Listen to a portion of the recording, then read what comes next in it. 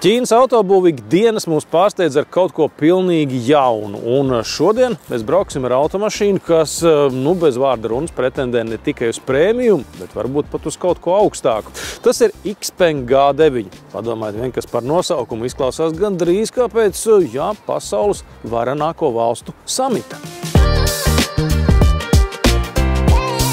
Jau elektromobīļa siluets vien norāda, ka ar šo modeli XPeng nolēmis izaicināt luksusa SUV klases varenos.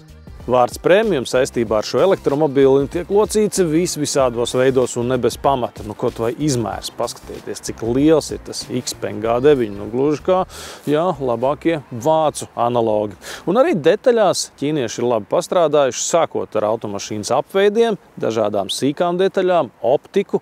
Galā mums ir arī iegremdējumie rokturi un, protams, ir arī pievelkošās durvis. Spilgti krāsoti bremžu suporti šādās automašīnās parasti norāda uz lielu vai varbūt pat ļoti lielu jaudu. Un uzreiz jāsaka, ka ar šo parametru XPeng G9 viss ir kārtībā. Jaudīgākajā versijā ar visu riteņu piedziņu tie ir kādi 550 zirgspēki. Skatoties uz automašīnas vērienīgiem izmēriem, varētu domāt, ka XPeng G9 ir 7-vietīgs automobīls. Tomēr tik tālu ķīnieši vēl pagaidām nav gājuši, un tas nozīmē, ka tik garā auto mums ir ļoti daudz vietas otrajā rindā, un skaidrs, ka bagāžnieks arī ir gana apjomīgs. Ārpusē redzama izteiksmīga sarkana gaismas josla pāri visam vākam, bet slotiņa izgudrēm paslēpta augšā. Paskatieties uz burtiņiem te. Performance.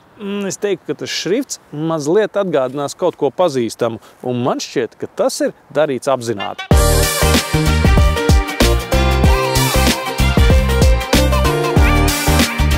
G9 salons patiešām ir iespaidīga vieta, kur atrasties, un tajā pašā laikā XPeng nav pārspīlējis ar kaut kādām pārlieku rotaļīgām detaļām vai tādām eksotiskām materiālu un krāsu kombinācijām. Šeit patiesībā dominē melna krāsa un sudraba krāsas apdere, kur ir atrodama vidus konsole uz sēdekļiem, uz priekšējā paneļa pat uz stūres. XPeng G9 funkcijas tehnokrātus padarīs vai trakus. Stūres rata regulēšana arī nav tik vienkārši. Skaidrs, ka tā nebūs mehāniski, tomēr tik iespaidīga automašīnā.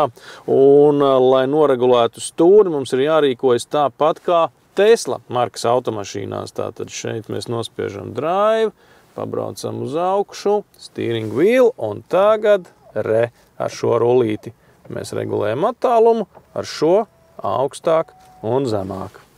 Iekāpjot aizmugurē, vairs nav īsti skaidrs, kur pareizāk būtu atrasties G9 komandierim – pie stūres vai tomēr šeit. Un otrā rinda ir kaut kas patiešām unikāls. Skaidrs, ka šis sēdeklis ir divvietīgs, jo te ir atsevišķi iekārtota vieta. Labās un kreisās puses pasažieriem pa vidu sēdēt var, bet tikai malējiem sēdekļiem ir masāža. Masāža otrajā sēdekļu rindā, un šī daļa rulējās uz priekšu un atpakaļ. Aizmugurējiem sēdekļiem ir arī masāža un atmiņa, bet, lai pilnībā valdītu par šo spā uz riteņiem, nepieciešama XPeng aplikācija.